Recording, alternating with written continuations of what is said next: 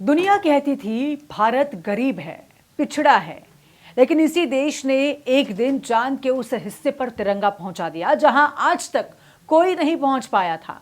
अब सवाल है, ये सफर शुरू कहां से हुआ। नमस्कार, बहुत बहुत स्वागत न्यूज़ 18 इंडिया पर। मैं हूं आपके साथ सुरभि शिरपुरकर। एक समय था जब भारत आसमान को सिर्फ निहारता था। इसके बाद ऋषियों ने तारों की भाषा समझने की कोशिश की, गणित समझने वालों ने ग्रहों की चाल लिखी और एक्सपर्ट्स ने सपने देखे, साइंटिस्ट ने सपने देखे, बहुत बड़े सपने। फिर आया वो पल जब भारत ने सिर्फ आकाश को देखा नहीं बल्कि उसे छूने की तैयारी शुरू कर दी। राह में कदम कदम पर रोड़े थे, लेकिन आगे बढ़ने की जिद के आगे उनकी एक न चली। आगे ऐसा ही एक किस्सा बताएंगे जिसे सुनकर अपना सीना गर्व से चौड़ा हो जाएगा। इसके बाद आया वो पल जिसने हर भारतीयों को गर्व से भर दिया।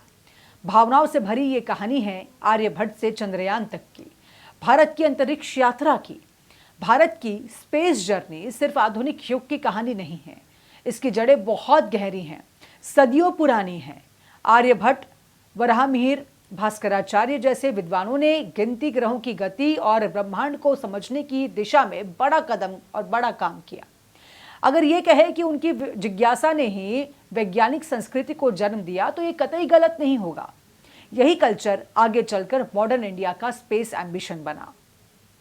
1947 की बात है, जब देश आजाद हुआ तो भारत के सामने गरीबी, भूखमरी, अशिक्षा और बुनियादी ढांचे की कमी जैसे अनगिनत चुनौतियां थीं। लेकिन कुछ दूरदर्शी नेताओं और वैज्ञानिकों ने समझ लिया कि यदि भारत को भविष्य बनाना है तो विज्ञान में निवेश करना ही होगा। अंतरिक्ष केवल रोमांच नहीं था, वो संचार, मौसम, खेती, रक्षा और विकास का आधार था। भारत के अंतरिक्ष कार्यक्रम की असली नींव डॉक्टर विक्रम साराभाई ने रखी। उन्होंने बहुत साफ शब्दों में कहा कि भारत को अंतरिक्ष तकनीक को प्रेस्टीज प्रोजेक्ट की तरह नहीं बल्कि डेवलपमेंट टूल की तरह देखना चाहिए। यही सोच भारत को अलग बनाती है। भारत ने अंतरिक्ष को रेस नहीं, समाधान के रूप में अपनाया। 1960 का दशक और 1962 में विक्रम साराभाई की पहल पर Indian national committee for space research का गठन किया गया। 1963 में केरल के थुम्बा से पहला रॉकेट छोड़ा गया और आगे चलकर 15 अगस्त 1969 को इसरो की स्थापना हुई। तब का गर्व से भर देने वाला एक किस्सा आपको सुनाएंगे। 21 नवंबर 1963 को Thumba equatorial rocket launching station से भारत का पहला रॉकेट नाइके अपाचे लॉन्च किया गया था, जो भारत की अंतरिक्ष यात्रा का पहला मील का पत्थर साबित हुआ।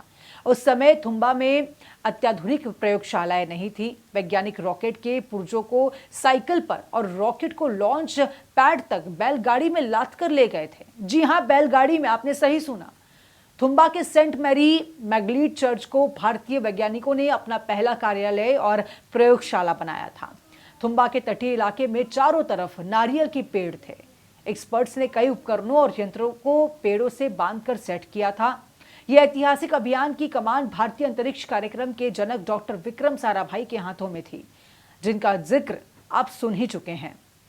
खास बात यह है कि आगे चलकर भारत के राष्ट्रपति बनने वाले डॉक्टर एपीजे अब्दुल कलाम भी उस युवा टीम का हिस्सा थे। जरा सोच कर देखिए, दुनिया के बड़े देश करोड़ों डॉलर की प्रयोगशालाओं में रॉकेट बना रहे थे और भारत के वैज्ञानिक रॉकेट के पुर्जे साइकिल पर ढो रहे थे।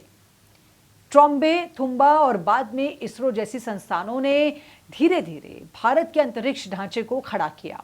सीमित संसाधन, सीमित उपकरण, लेकिन असीमित संकल्प। भारत ने अपने वैज्ञानिकों की मेहनत से हर वो कर दिखाया जो बड़ी बड़ी शक्तियां भी आसानी से नहीं कर पाती। अब कदम दर कदम कामयाबी की कहानी सुनते हैं। पहला कदम 1975, भारत ने अपना पहला सैटेलाइट लॉन्च किया। आर्यभट्ट सिर्फ एक उपग्रह नहीं था, यह भारत की वैज्ञानिक आत्मा का पहला बड़ा ऐलान था। सैटेलाइट का नाम उस गणितज्ञ और एस्ट्रोनॉमर के नाम पर रखा गया था जिसने सदियों पहले भारत की बौद्धिक परंपरा को चमकाया था। आर्यभट्ट के बाद भारत ने पीछे मुड़कर नहीं देखा। इनसैट, IRS, GSAT जैसे उपग्रहों ने telecommunication, weather forecast, distance education, television और कृषि में क्रांतिकारी बदलाव किया। अंतरिक्ष अब दूर की चीज नहीं रही, वो गांव की टीवी, किसान की मौसम जानकारी और आपदा प्रबंधन का हिस्सा बन गई। फिर आया PSLV यानी कि पोलर सैटेलाइट लॉन्च व्हीकल। ये भारत की सबसे भरोसेमंद लॉन्च प्रणालियों में से एक बन गया। एक एक करके कई उपग्रहों को अंतरिक्ष में भेजने की क्षमता ने भारत को वैश्विक स्तर पर अलग पहचान दी। अब दुनिया भारत को सिर्फ एक विकासशील देश के रूप में नहीं बल्कि एक विश्वसनीय अंतरिक्ष शक्ति के रूप में देखने लगी। चंद्रयान-1 चांद की ओर पहला बड़ा कदम। 2008 में भारत ने चांद की ओर अपना पहला गंभीर वैज्ञानिक अभियान भेजा, चंद्रयान-1।